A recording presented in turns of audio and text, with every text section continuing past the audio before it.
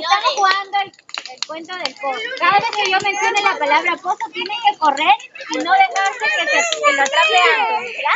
Aunque estamos terminando, pero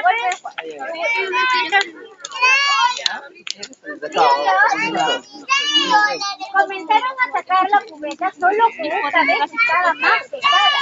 Al lograr sacarla, vieron que en la cubeta había una cantidad inimaginable de oro y también ropa desgarrada y llena de sangre que envolvía la cabeza de Paulo. Una nota que decía, para ellos los niños muy asustados corrieron a casa y contaron lo ocurrido a su mamá. Días después clausuraron para siempre el viejo pozo.